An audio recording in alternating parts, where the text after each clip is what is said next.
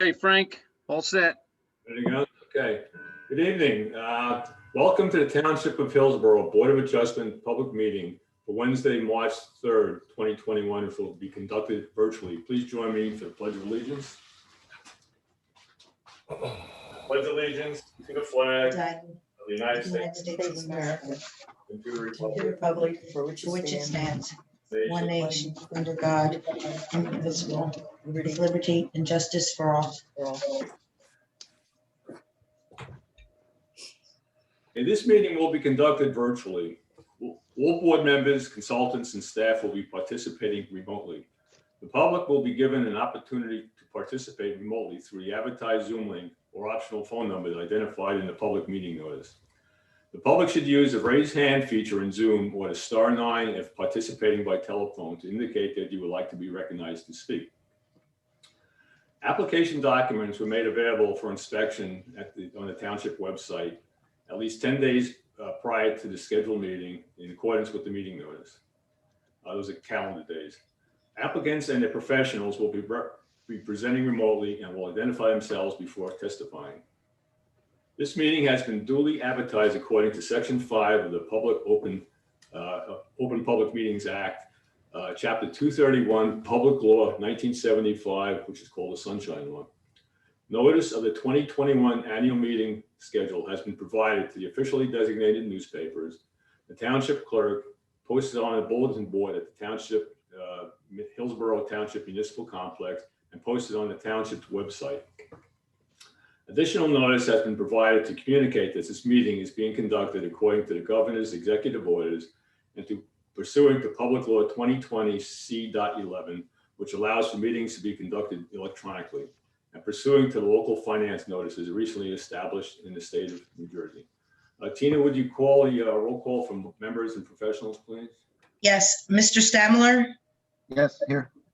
Ms. Salili, absent, Mr. No, Valchek. hold on, Wait. Tina. She's here. She's just got on mute. Oh, Can you unmute Miss Salili? There we are. Yes, I'm present. Thank okay, you. Sorry, Tina. thanks. That's okay. Mr. Valchek, Here. Mr. Walmacher, Here. Ms. Comfer, Here. Ms. Haynes, Here. Chairman Herbert. Okay, and absent is Mr. Vincher and Mr. Sirachi. Mr. Gorman, Present. Mr. Anderson, He's on mute. he's in. Apologize for being a little slow on unmuting. You are here, okay. Mr. Euro Here. and Mr. Kinsler, Here. and I am here. I've decided. Okay. Okay, so the first thing on the agenda tonight is we have one resolution. It was Paul Oram, file BA 20-14. Board discussion, if any. If not, a motion Motion. in a second. Second. Okay, a roll call, Tina, please. Mr. Stamler, Yes. Mr. Valchek, Yes. Mr. Walmacher, Yes. Ms. Comfer, Yes. Ms. Haynes, Yes. Mr. Herbert. Next, we have one Board of Adjustment business. That was a change to the bylaws, section 5.3. We had a recommendation from the subcommittee. Maybe Chicky, would you like to address that? All right, this is basically a housekeeping item. We went through and with Mark's help a couple years ago, took out a lot of extraneous information and parts of the bylaws. And this part, we kind of inadvertently left out, and then at least I forgot about following up, that this had to do with voting during reorganization. And it just merely states what we do basically during the public, the regular meetings, which is only the first 7 eligible members of the board will vote on whatever the motions are or adoption of Robert's Rules of Orders and things of that sort. So this is what was recommended by Mark, and under the participation and voting section of 5:3. And I would go on to say this also makes us consistent with the planning board process too. Okay, Yes. any discussion? Anybody have any input? Anything? We're ready to vote. A motion to approve this? Motion to approve. Second? Second. I think we need a roll call, so Tina would take a roll call on that. Yes. Mr. Stamler, Yes. Ms. Salili, Yes. Mr. Valchek, Yes.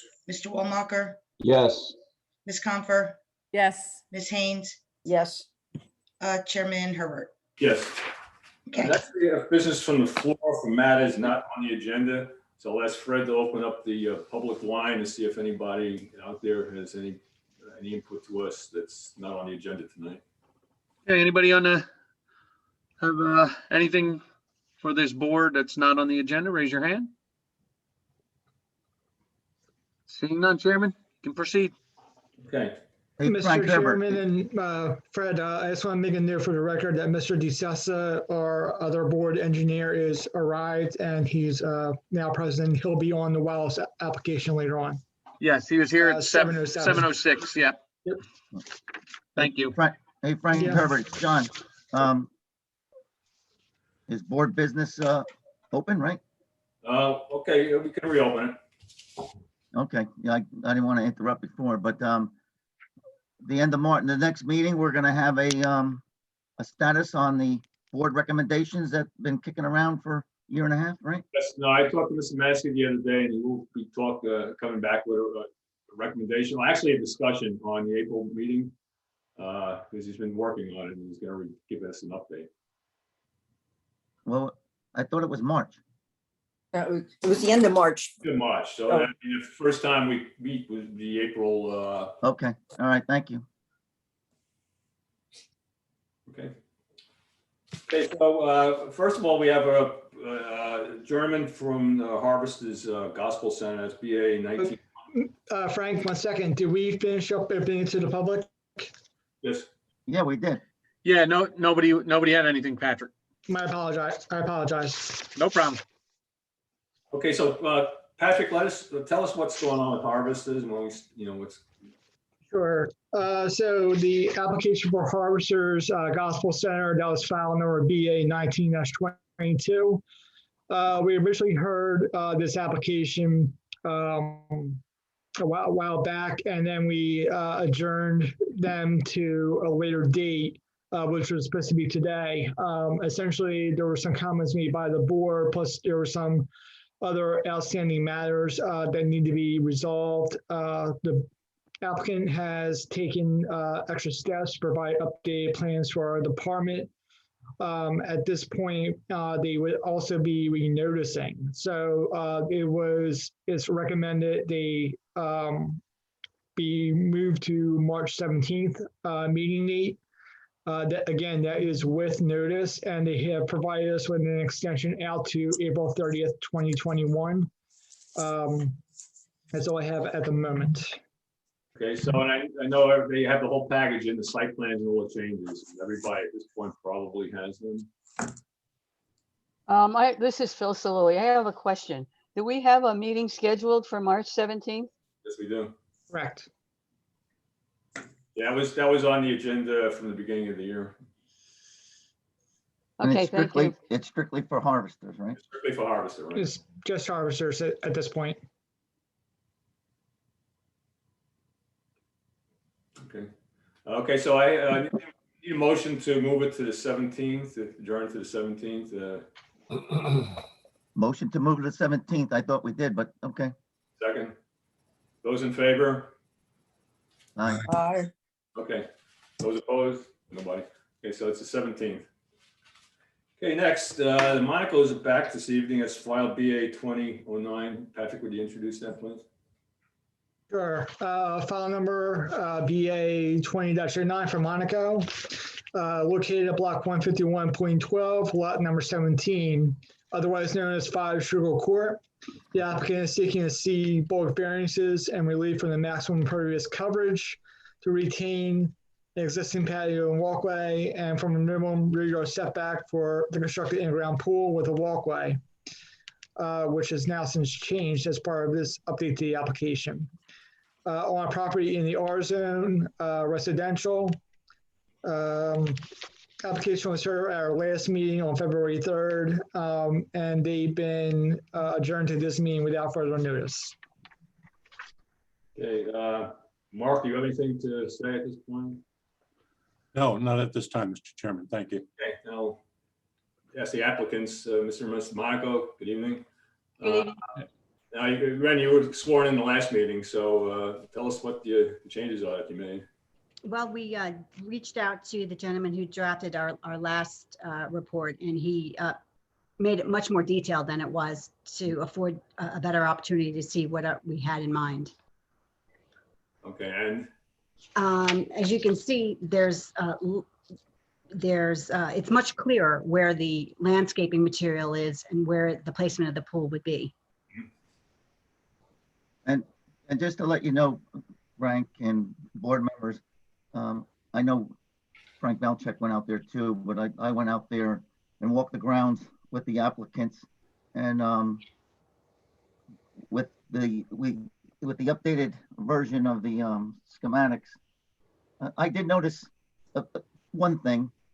The walkway leading to the back of the yard, where it bends around, where it starts to go into the backyard, there's a discrepancy in favor of the applicants where that one little niche, that little corner that they have is incorrect. The walkway actually goes to that 17 by 26 portion of the diagram, which is the front steps. And it's 13 by 9, 13 feet by 9 feet of mulch and dirt there. So it actually is in the applicant's favor that it decreases the impervious surface, but I just wanted to bring that to light.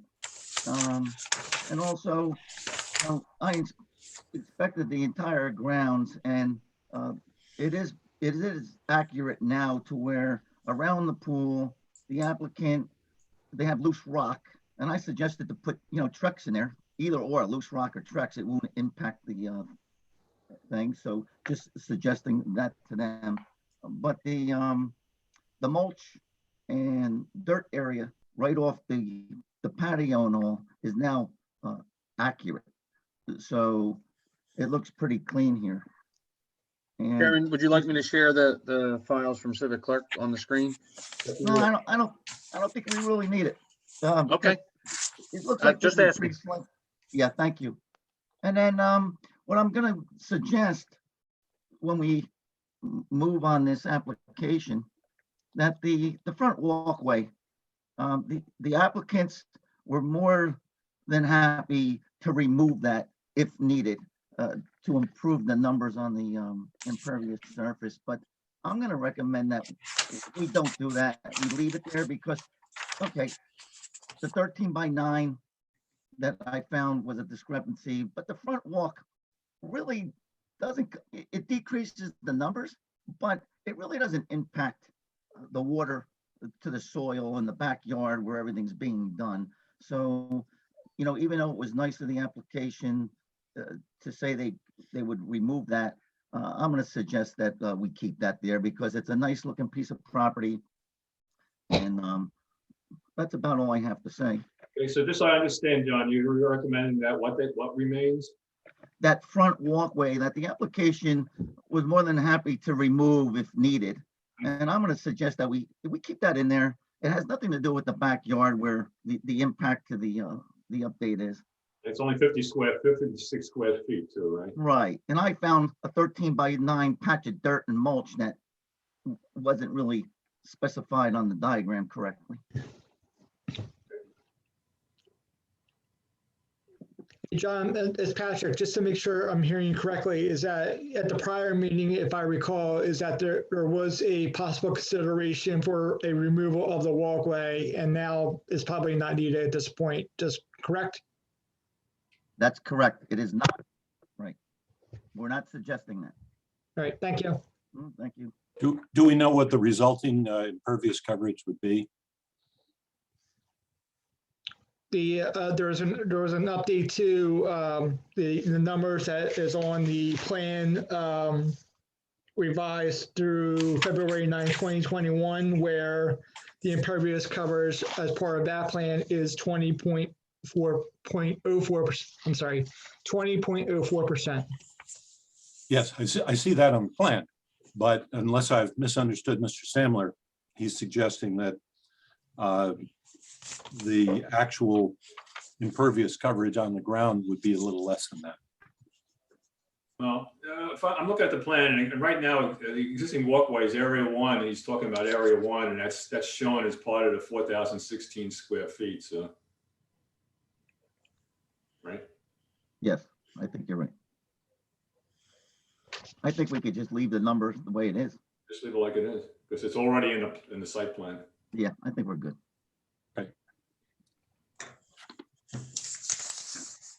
Okay, did you have your Mr. Monaco, did you have your engineer here tonight, or because he was listening? We had a David Schmidt that was supposed to appear on his behalf, but I don't see him. Okay. Yeah, I've been keeping an eye. I haven't seen him either. I don't think we need him. Does anybody? No, I don't think we need them. Okay. Any more questions, members of the board? Okay, well, let's just open it to the public, Fred, just to see if anybody in the public has any questions. Sure. Anybody from the public have a question on this application? Seeing none, Chairman. Okay. Patrick, do you have any more input on this? The only update that I have is that there was a slight decrease to the amount of setback needed for the pool, where it went from 13 to 15 feet at this point. Variance is still required. Right. Right. And Bob, do you have any, Bob, you're? Mr. Chair, just to get on the record that the applicant, as part of his revised drawing, has eliminated all of the concrete that was initially proposed around the pool. And it looks like it's going to be a grassed area, which, as Mr. Stamler mentioned, could be replaced with some stone or some Trex decking. Right. Okay, so good. So at this point, I guess we'll close public. And do I hear a motion then? Yeah, I motion to approve this application with everything I mentioned earlier. No need to remove that front yard walkway. Made some suggestions, but it's a good application. I move to approve. Okay, do I hear a second? Second. Who was that, Jim? Second. Okay, Frank. Mr. Boucher, yeah. Okay, Tina, would you take a roll call, please? Yes, Mr. Stamler, Yes.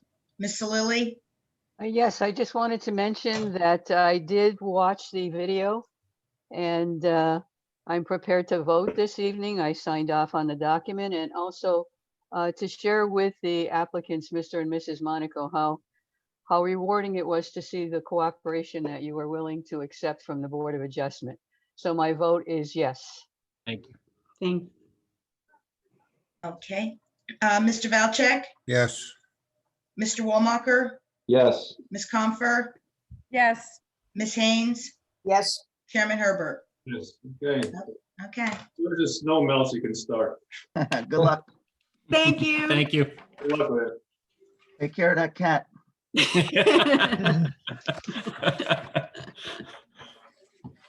Okay, the next application is Youth Center LLC, file BA 20-11. Patrick, please.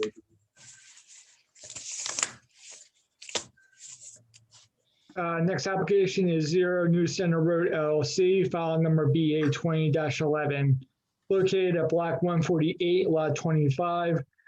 No address is related to this property because it's currently vacant. It's at the intersection of New Center Road and South Branch Road. The applicant is seeking to see bulk variances for relief from minimum lot size, minimum front yard setback, and for a deck and for the house, and minimum width setback along the Hodge Road.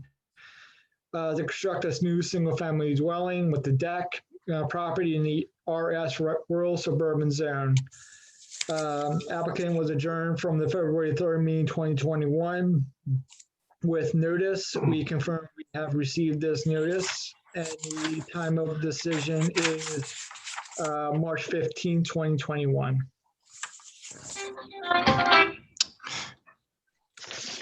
So, Yes, Mr. Chairman. okay. So, Mr. Bagnell, you're representing the applicant, right? Yes. Okay, floor is yours. Okay. Good evening, members of Hillsborough Township Board of Adjustment. My name is Angelo Bagnara, and I'm the attorney for the applicant, Zero New Center Road LLC. My client owns the subject property at the northeast corner of South Branch Road and New Center Road, which also has access to the Hodge Road. The subject property is in the Township's RS zone. The site is presently vacant, and my client is seeking to construct a two-story, single-family dwelling on the property with a deck, front walkway, and driveway. Access to the dwelling will be from the Hodge Road, and the dwelling will be serviced by well water and public sewer. I'm sure you have noted, because we will be serviced with well water, one of the three variances we seek is necessary, namely the minimum 2-acre lot size.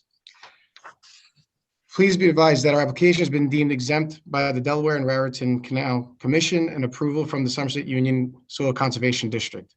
I believe the board has been provided copies of both of these items. Additionally, we have applied as required for county planning board approval. Prior to the date hereof, we have submitted our application to the board together with documentation, including the variance plan dated July 10, 2020, revised through November 18, 2020, and prepared by Michael Ford, professional engineer at Van Cleef Engineering Associates. Mr. Ford will be testifying on behalf of the applicant shortly. We also have submitted a survey and topography prepared by Pamela Matthews, professional land surveyor, dated August 16, 2016, and an architectural plan dated May 13, 2020, revised through June 15, 2020, prepared by Ritz Craft. We are here seeking 3 C variances under NJSA 40:55D-70C. More specifically, the applicant will need variances for relief from the following bulk standards. 1, the minimum front yard setback on South Branch Road, which would be 65.8 feet for both the dwelling and the deck, whereas 75 feet is required. Number 2, the minimum lot width at the setback for Hodge Road, which would be 105.37 feet, whereas 200 feet is required. And 3, the minimum lot area required is a 2-acre minimum for properties not serviced by public water and sewer, whereas our lot size will be 0.712 acres. Please recall our property is not going to be serviced by public water, hence the need for this third variance. We will be submitting to the board via the Zoom meeting the testimony of Mr. Ford in furtherance of the application. Upon conclusion of our application tonight, we believe we will have met the requirements, namely that approval of the variance can be granted without substantial detriment to the public good and will not substantially impair the intent and purpose of the Hillsborough Borough's zoning plan and zoning ordinances. Our first witness is Michael K. Ford, professional engineer of Van Cleef Engineering Associates. Mr. Ford will be providing testimony that our client will suffer hardship if they are not granted the variance. This hardship results because of the unique physical and topographic features of the subject property. More specifically, our property has narrowness, shallowness, irregular shape, exceptional topographic conditions, and/or other unique conditions or physical affect the property. We'll provide further testimony that the subject property fits the classic necessity for C variance because we cannot meet the setback requirements to build a modest structure based on the subject lot's physical features. No matter where we place the structure, it will be closer to the property boundary line than permitted by the municipal ordinance. In addition, and with respect to the negative criteria, we will show first that the variance can be granted without causing a substantial detriment to the public good, and that the grant of a variance will not substantially impair the intent and purpose of the municipal zoning plan and ordinance. If it pleases the board, I would like to introduce and qualify Mr. Ford as the witness. Ford? Mr. Ford, do you solemnly swear testimony you're about to give this board will be the truth, the whole truth, and nothing but the truth? Yes, I do. Okay. Mr. Ford has been accepted by this board before, as long as he still has his license from the last 2 weeks, right?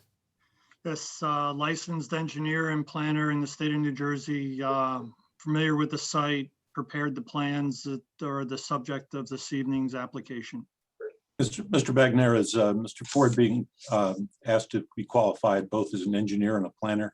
I do know that he has those qualifications, but is he being offered for both or only one? Yes. Yes, both. All right. Okay.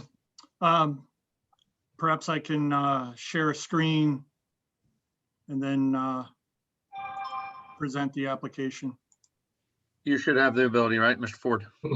Yes, sir. All right. What everybody should see on the screen now is the variance application plan, or the variance plan, last revised November 18th, 2020. It's the same plan that's posted on the website, Civic Clerk.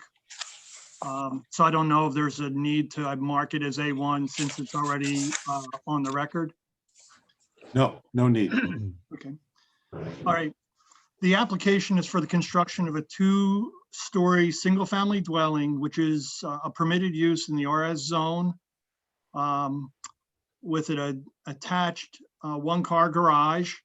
What I'll highlight on the plan is the property is basically a irregular rectangular, in essence, shaped property, but unique to this area in that it's has frontage on 3 sides, 3 of the 4 sides by roads.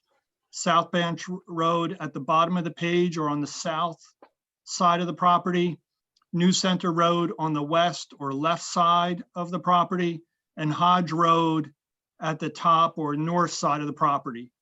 Our 4th side is coincident with 2 other lots, lots 26 and 27, which are occupied by existing single-family dwellings. This is basically in the center of Flagtown section of New Jersey, or Hillsborough Township. Excuse me, Mike. Mike, yes. John Stamler, sorry to interrupt. You said it was a 1-car garage. I believe it's a 2-car garage, right? Now it's just a single garage. I can look back at, well, I'll present the architectural plans in a minute. It's 25 feet wide, so that's a 2-car, maybe 1 door. Right. Yeah, we just have a narrow driveway. Why we're talking about the garage. The orientation of the subject house is fronting Hodge Road with the access from Hodge Road. You know, certainly all the board members familiar with this area of Hillsborough know that New Center Road and South Branch Road, which are both county roads, are busier roads, while Hodge Road is an existing dead-end street with no other outlet. So one of the unique aspects of this property with its 3 frontages is the decision as to how to orient and face the house. And we feel that the applicant has presented the best, safest orientation of the house, facing Hodge Road with the access from Hodge Road and no access from New Center Road or South Branch Road. But that also presents a unique and particular hardship in that locating the house with 3 frontages requires that front yard setback of 75 feet from all 3 frontages. And we have complied with that requirement with the setback from Hodge Road and New Center Road. However, the one bulk variance, in addition to the existing conditions of lot area and lot width on Hodge, is a front yard setback to basically the rear of the house, which is what faces South Branch Road, where the deck, which is an uncovered deck, but because it's connected to the principal structure and house, is considered part of the principal structure and therefore required to meet the front yard setback, is at 65.8 feet from New Center Road to the deck. And what I'd like to note for the board is that the setback to the proposed setback to the actual physical walls of the dwelling are at 53.5 feet in this location where the 75 feet is required. So there's that de minimis or minor exception with regards to front yard setback on South Branch Road. We feel that the application, the way the house is oriented and the architecture of the dwelling blends nicely into the surrounding area. That is, the front facing Hodge, as well as the portion of the dwelling which faces New Center Road, has a wraparound porch. And that's consistent with the surrounding neighborhood in that you may, as you enter Flagtown at this sharp turn on South Branch, notice that our nearest neighbor, the existing dwelling on lot 26, has a front porch. So that architectural presentation is consistent with the neighbor. And you'll see also at this point, I'd like to highlight that the size of the dwelling is, I'll say, generally consistent with the surrounding neighbors, is that you can see that the footprint of the existing dwelling on lot 26 is similar in size to the proposed dwelling. So we're not proposing an aggressively large dwelling, not only for the restrictions of this lot, but also coincident with the other structures in the neighborhood. And what I'd also like to point out at this point is that the existing dwelling on lot 26, our nearest neighbor, is set back about 25 feet from South Branch Road, which is basically that same frontage and that setback where we have that minor deviation from the required setback of 75 feet. We're in receipt of the outside agency approvals. The attorney referenced in the introduction from both the Delaware and Raritan Canal Commission, as well as the Somerset Union Soil Conservation District. And that we also did receive a December 31st letter, date 2020, from Somerset County Planning Board, acknowledging that this application is not actually require planning board approval, and that they note that any disturbances within the county roads, and we do have one disturbance for a utility connection to the existing public sewer, would require road opening permits, and that would certainly be something the applicant would have to secure prior to commencing with construction.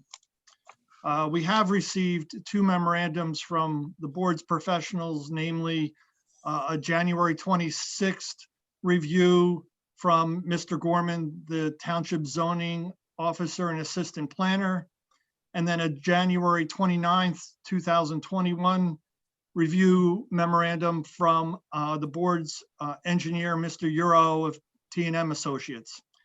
I want to like to state at this juncture, having just acknowledged the engineer's review, is that the applicant would be willing to, as a condition of any approval, satisfy all of Mr. Euro's requests for information or details to his satisfaction, including the planting of trees. As noted in Mr. Gorman's memorandum, and then we also discussed this at the introduction of the application, there are C bulk variances required as part of this application. I'll note that the principal structure, the dwelling, is a permitted use in the RS zone. With regards to the bulk variances, we believe that, and that will demonstrate that the site is uniquely and particularly suited for the proposed single-family dwelling because of the following. 1, the existing lot, which has existed for nearly 70 years or more, has road frontage on 3 sides. This is unique, and that the lot configuration presents those particular and unique hardships in that the lot area and lot width are existing nonconformities, and as I've already stated, our only other property line, which is coincidental with other lands, those lands are occupied by existing single-family dwellings. So there's really no remedy or opportunity to remedy those nonconformities with regards to lot area or lot width. The lot size is 0.71 acres, and the lot frontage along Hodge Road is 149.55 feet, where, as noted, for a lot in the RS zone that doesn't have both public sewer and public water service, is required to have a minimum lot size of 2 acres and a lot width of 150 feet. We do have public sewer service. However, there is no public water available at the site. I'll note that the two lots that are coincidental with us, that is lots 26 and 27, just to the east of the site, which are occupied by single-family dwellings, are both approximately 1 acre in size. The lot frontage on 3 of the 4 sides and the developed lands on that 4th side make it, don't give us an opportunity to rectify the lot size or lot frontage nonconformity. With regards to the structure itself, it's generally consistent with the scale and size of the existing homes in the area. And but for that minor encroachment on the front yard setback along South Branch Road, we have provided for the proposed single-family dwelling while meeting all of the other bulk standards. That is impervious coverage, side yard setback, dwelling height. All of those other bulk standards are complied with regards to this application. And Mike, then, I have a couple quick questions. First one, are there any wetlands on this lot? we have reviewed the NJDEP GeoWeb and have not, that there's no wetlands identified at the site. There hasn't been a formal freshwater wetland LOI. You'll see, and actually I should have mentioned this at the introduction. The site is currently vacant. There's a stand of bamboo right next to the existing single-family house on lot 26. Good luck getting rid of that. There's also about half an acre of wooded area. It's in poor condition. This is from aerial views. And then there also is a gravel area on the westerly boundary coincident with New Center Road. That gravel area would be removed as part of this application and returned to a vegetated state.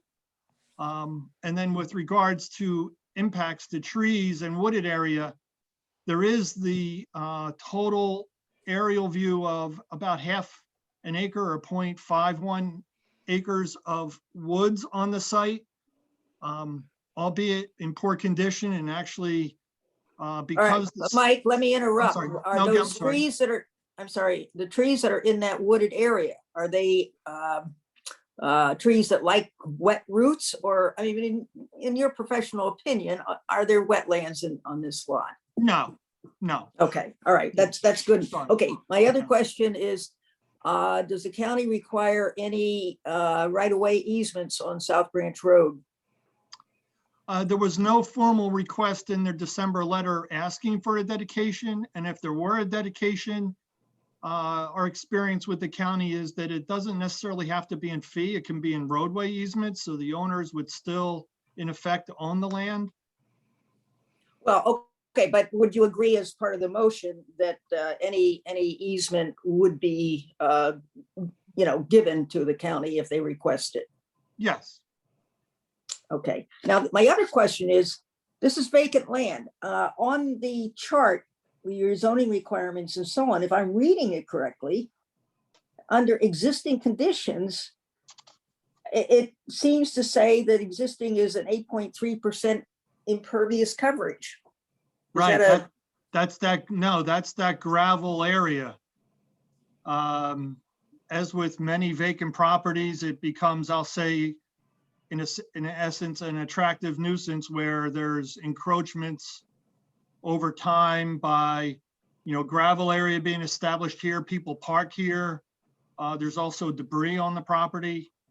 Those existing conditions will be cleaned up as part of the application. And that's why the impervious coverage is 8% in the existing condition. Wow.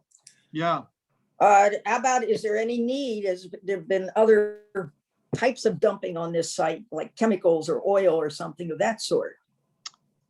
No, it's not that I'm aware of. Well, I mean, do we have to request some kind of a, environmental impact, investigation? No, when I refer to debris, I'm saying more like, garbage because of a property where there's not an occupant there to maintain and clean it up, debris that But blows that could onto be, the site. but that could be somebody dumping oil or other chemicals as well. And I have Right. no knowledge of that. I'm really just speaking from my own Yeah, what you can see. direct, knowledge of actually walking the site and reviewing it. Ms. Haynes, you're, I assume, speaking of what's typically called a phase 1 environmental study. Correct, yeah. Because I didn't realize that the gravel constituted, already 8%. The other thing I would note is that the request for the house and the impervious is 9.9. Now, this is a house, the applicant is not going to live there. Is that correct, Mike? I don't know if the applicant's going to live there or not. Well, the applicant is the LLC, it Right. I mean, sounds like- I doubt, but I don't have direct knowledge of that. Well, okay, so it sounds like it might be a spec house, which means somebody might buy this house thinking, oh, we'll put in, a bigger patio or this or that, and they're already at maximum impervious. Yeah, that was a concern I had too, that you're already up to the limit, and if they want to even put in a shed or a doghouse, then they may have to come back, and like if they wanted to put a pool in, like the last applicant, where would they put the pool? Well, Yeah. beyond the impervious coverage, the 3 road frontages present an obstacle for a pool. The pool wouldn't be, an above ground pool wouldn't be considered impervious coverage, but the 3 road frontages would preclude the accessory structure in the front yard. Mike, we have had many, many requests for increase in impervious, and my concern is this house as built would already be at maximum. I just personally hesitate to approve something this big. Now, this is a pretty big house, right? 3,600 square feet, 2-story. You're taking the footprint and timing it by 2. That's the garage is only 1 floor. The 2-story portion is only this portion right here. And Okay. I look at the footprint of the house on lot 26, and even the footprint of the house on the other lot nearby, and see them as comparable. Well, what's the square footage of the house then? Take away the garage space. You're talking about the footprint. You want to know. what the- Right, about 2,200 square feet is the livable. Now, Mike. That's one And it thing- is a 4-bedroom dwelling. 3 of those bedrooms are on the 2nd floor. 1 of the bedrooms is on the 1st floor, which would, Right, I mean, it looks big, but it's the footprint, right, we're talking about. But, okay. Mike, Well, okay. one thing, like it's, go ahead, Chicky, go ahead. No, I was just, Let me know when you're done. oh, I'm done. No, I'm just questioning now back to the garage that John had asked about Well, I'm earlier. gonna ask that now. Okay, go ahead. Thank you. Hey, Mike, the garage, it's 25 feet wide. That's a 2-car garage, right? Now, I'm just trying to improve the impervious surface here because, as we mentioned, we're concerned about somebody buying and moving in. They're gonna have to come before the board to put even a sidewalk in. So I'm looking at that driveway. It's 25 feet, that garage, and it's listed as 1,000 square feet on the sheet, and I beg to differ because that driveway is 75 feet long and it's as wide as the garage, which is 25 feet. To me, Mr. that Stamler, Bob Euro, Hey, Bob. the actual width of the garage is 14. It's 25 feet deep. Oh, right. Let me move in and, I can't save you. I'm impervious then, sorry. yeah, this is only the driveways, and the width of the garage is 14. The 25 is the depth. So it is a 1-car garage. Okay, And perhaps, I'll say jump into the concern. One possibility would be, and you just mentioned it, the 75-foot long driveway. Right. If we were to, I'll say, slide the house slightly closer to Hodge Road, maybe more, it is about the same as our neighbor now, but that would eliminate the front yard setback on South Branch, but we don't need such a long driveway, and that would reduce the impervious coverage. Give us Yeah, some numbers, Mike. I was hoping to save you on that. About the size of a shed or A big dog house. a big dog house. If it's a 15-foot wide driveway, so every 10 feet gives us another approximately 15-foot wide driveway. Every 10 feet gives us another 150 square feet. If we went to 65 feet or 60 feet. Do we have to renotice if you did that, or? I don't think so. This is one of those unique situations where there is discussion with the board about rearranging things. This is one of the few instances that I think the typical kind of catch-all language about other things that may occur during discussion with the board is probably effective. There are variances already, and if the board wants to suggest a rearrangement, I think the notice is still sufficient. Right. Now, just looking through the paperwork as you were talking, and according to the coverage sheet, it says 1,832 square feet, the footprint of the house, and that includes the garage. Is that correct, Mike? Right. Okay, and in the narrative, it says the actual square footage of the housing is 1,800 feet inside the housing, livable area. Yeah, that's per the architect's plan. Okay, and that's not a big house. I mean, it's not a whole house, but it's not a big house either. Right, so is the No. I think the footprint is fine. It's not overly large. Okay. I was not factoring in the garage being just one story. I mean, if we're looking to improve the impervious coverage, the only solution would be to, move it toward Hodge. But I don't see where else we're gonna save any. Okay, now I just have one question for Mike, if they do that.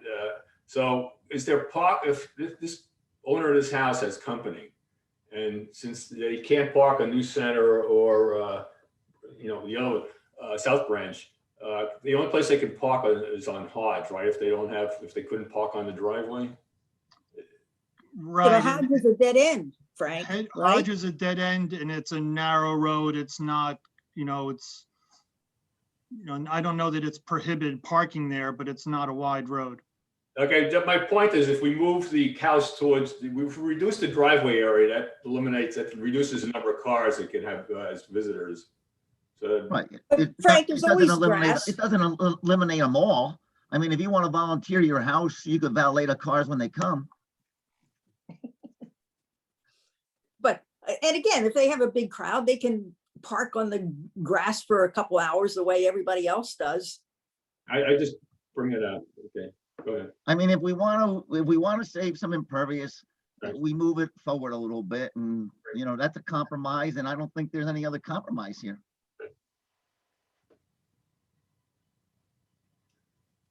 And again, if they went for an in-the-ground pool, where would they put it, Mike?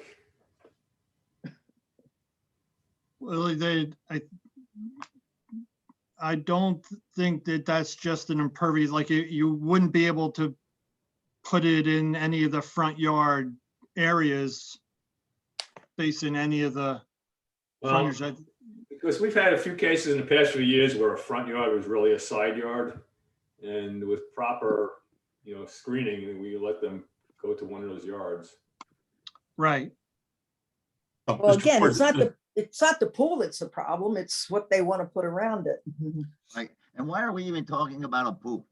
Because I don't want to prove something that we have a new owner in here next year asking for 3 variances because the stupid zoning board approved something. I agree, Frank. Not every house in Hillsborough has a pool. Yeah, but this one might. I'm just thinking ahead, Well, I guess to answer your question, Mr. Chair, I didn't plan for a poll on this one, but thinking out loud of maybe perhaps here's an opportunity now that I'm highlighting. Can you see my hand? Yes. The side yard. So that would be the side yard, which I think would be a permitted area for a pool. And we comply with the 30-foot side yard setback. And because of the configuration of the house, there's actually about 40 feet here.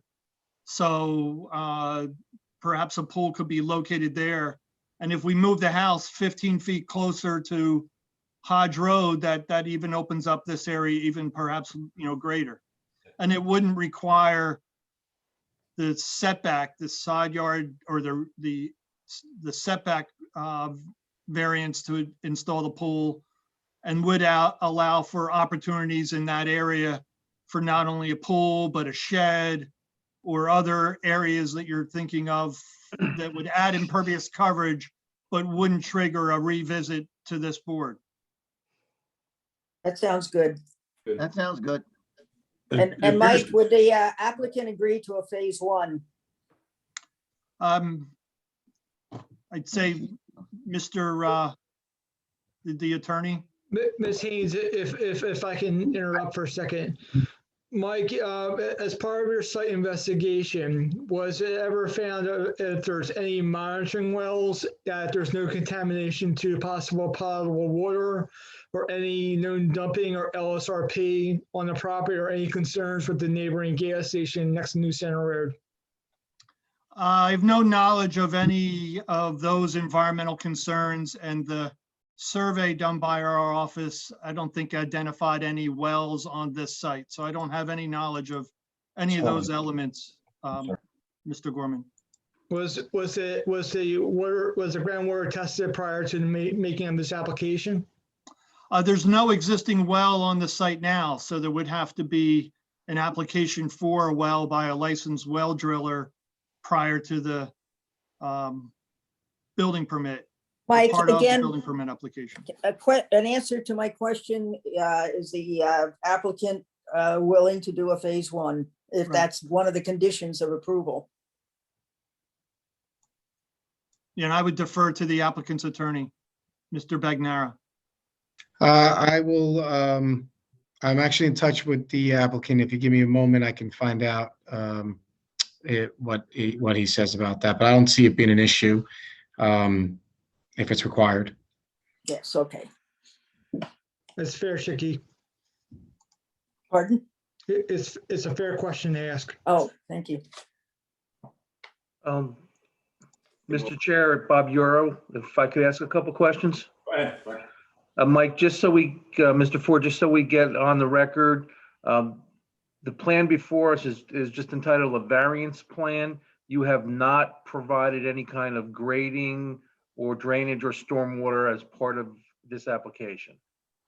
And I think it's on the township website, we did file the soil erosion and sediment control plan. That was copied to the township, and there is proposed grading shown on that. And then with regards to drainage and runoff, we'd agree, as suggested in your memorandum, to direct runoff not to our adjoining neighbors, but to the roads. That would include the roof runoff. Okay, so all I would ask, just for the board's consideration, I don't technically have a problem with what is submitted. I would just ask that at the time that this applicant prepares the plot plan for submission to the building department, that the necessary grading be included on that plan, and that a swale or drainage feature be incorporated on the westerly property line, or the easterly property line. I stand corrected, with common with lot 27, as it looks like the existing topography, everything drains onto those existing properties. And this way, any drainage from this new construction will be directed towards Hodge Road as well as South Branch. And that was not in the report, right, Glenn? That's an It was not in the report. We did not have We asked for testimony on the drainage characteristics, et cetera. And as we're going through the testimony, it occurred to me that this will probably be done at the plot plan stage, unless the board wants to see it now. It's up to the board if they have concerns with the grading and the potential No, runoff to the adjoining I don't. properties. Nope, I don't have to see it. No, as long as it's done to our engineer's satisfaction. Okay. That's correct. That's the statement. Hey, Bob, I wish to actually piggyback on one of your comments about the shade trees. I think the applicant should be providing site triangles at the intersections of New Center and Hodge and South Branch and New Center to ensure that the trees are not going to be planted within a site triangle, I would agree with that, Mr. Gorman.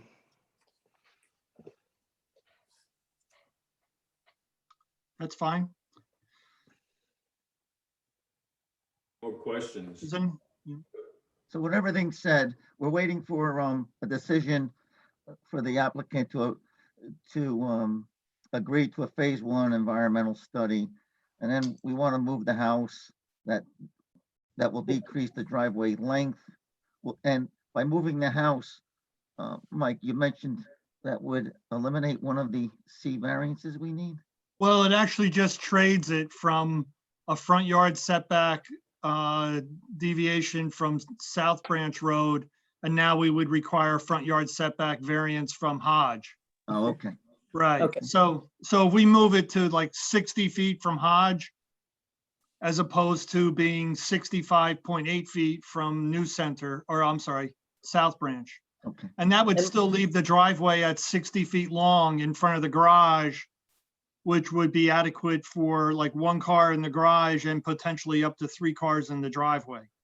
Right. If that's something the board would Right. okay. Okay. feel comfortable with. Okay, And then- and real quickly, what, you said move it 15 feet, so that 15 by what, how wide was it? We're about 10 to 12, we're about 12 feet wide on the driveway because the garage is only 14 feet wide. That Okay. would reduce the impervious coverage by about 1,500 square feet. Because we would, right, the driveway would then be 60 feet long instead of 75, correct? Right, Yeah. which, Okay. yeah, so that is a pretty good, chunk of the impervious coverage. That gives the, future owners, if we're right at that 10% today, that gives the future owners that added leniency of about 1,500 square feet for a pool. Excuse me, is it 150? Yeah, 10 times 15? Yeah, I'm sorry, yes, 150, yes, excuse me, That's If I not can- cool. thank you. If I can Right. follow up on that, Mr. Ford, it appears to me that the house could also be moved at least somewhat toward New Center without creating a further variance on New Center. Is that correct?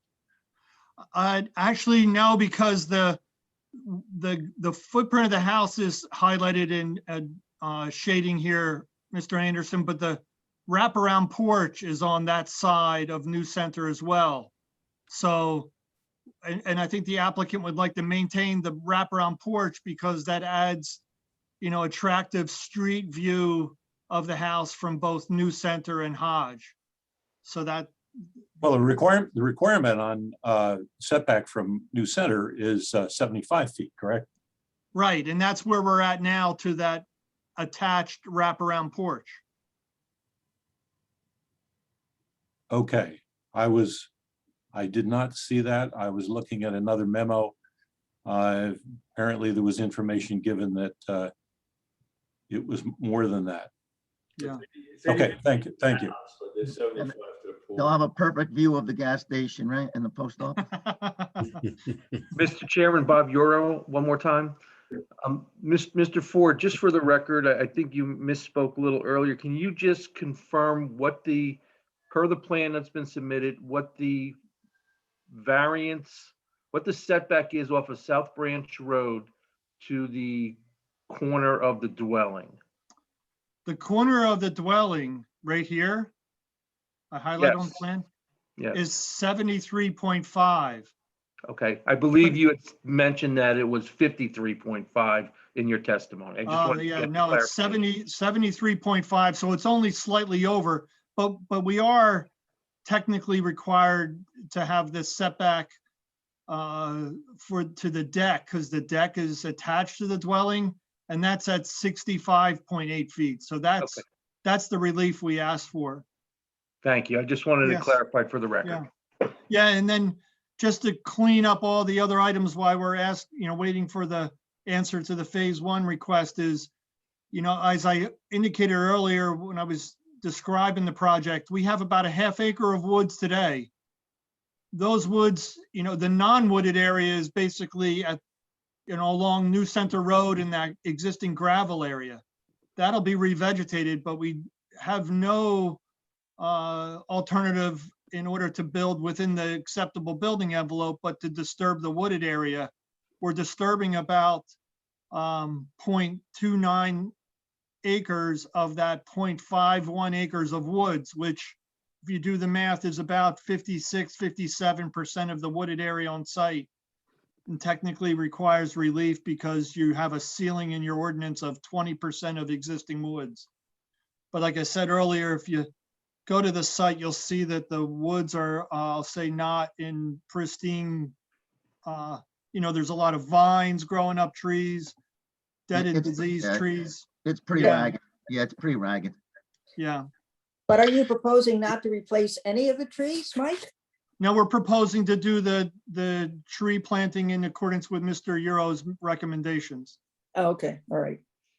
Right, And- and I was getting to my last bullet for any type of move on this application, that we would just say that they would agree to our engineer's recommendations that include everything we discussed, the trees, the grading for the drainage and so forth.